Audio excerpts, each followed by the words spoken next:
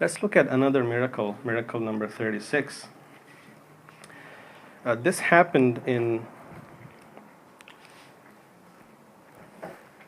the Battle of Hunain, and around 7th Hijri, actually 8th Hijri year, Muslims conquered Makkah, Fath Makkah.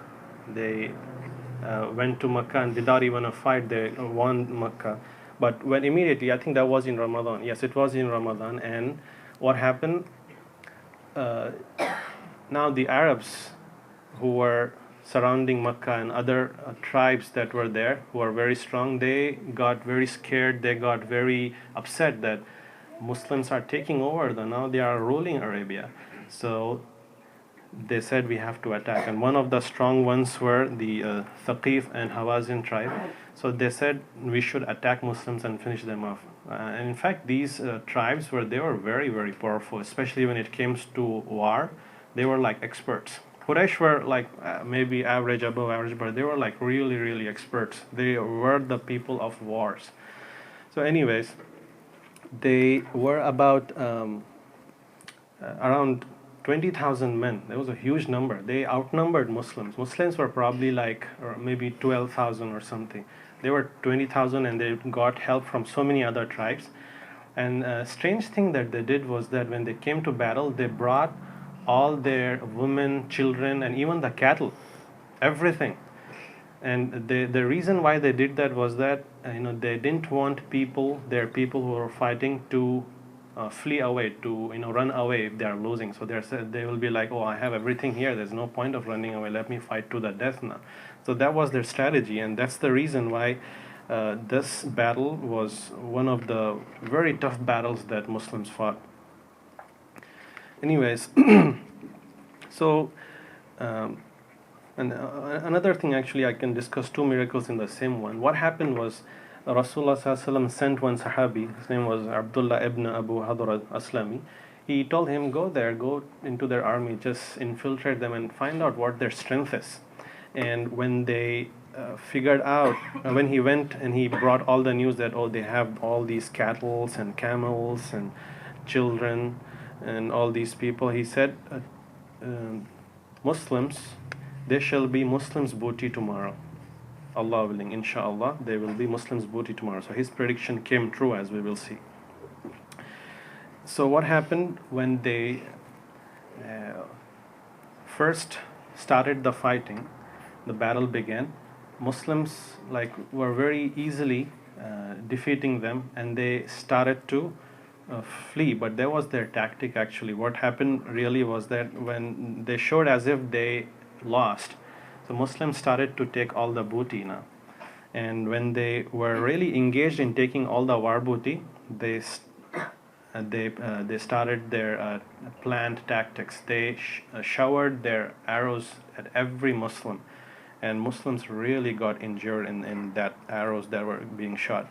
And Muslims now, they are like kind of trapped now. Arrows, like it's raining arrows, and so many Muslims started to run away.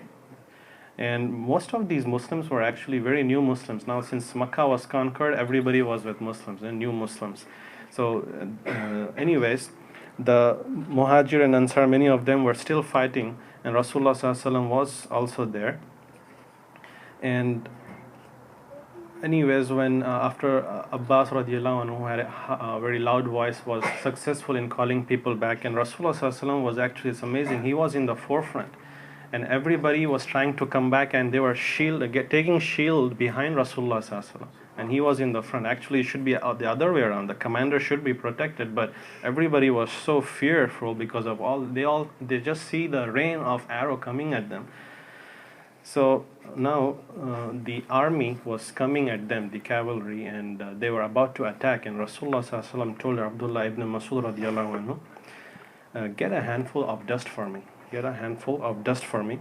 So he took that dust and he threw at the army that was coming towards him. And when he threw it, he said, may their faces be deformed. Or he also said, flee by the Lord of Muhammad. And when he threw it, it is said that this dust miraculously went into the eyes and mouth of all these kuffar. And they also heard like a clattering sound from the heaven that was coming, and they, all these mushriks, they felt like very weakness in them. Something happened. They were like, oh, fatigued. They couldn't really move.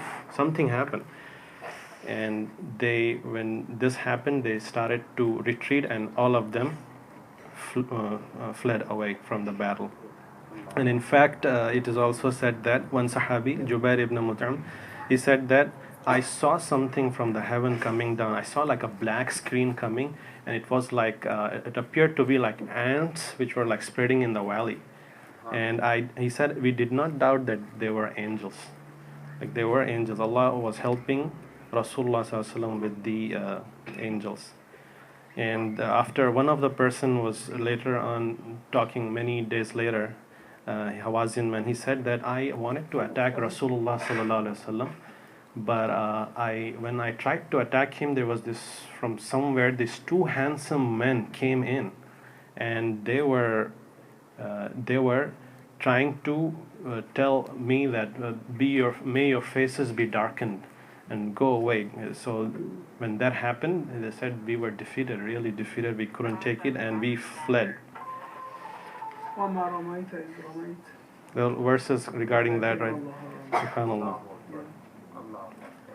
So the Muslims, subhanallah, it's amazing thing that many people got injured, but only four Muslims were shaheed, and Muslims got a lot of booty. And from that point onwards, the situation of Muslims started to get better and better. And now, like, this was the deciding battle. This was the turning point, actually. After this war, it's basically like Muslims are ruling Arabia now. They are the superpower now, because they beat everybody now. So those were, and if you see, this is kind of opposite of Battle of Uhud, right? Where they were winning and then they lost. Here, you know, it's like they were losing and then they won, right? So it happened, and this time, you know, everybody, the miracle was done, and all of them came back when Rasulullah Sallallahu Alaihi Wasallam called them, and that's why Allah Subhanahu wa Taala held them with this miracle.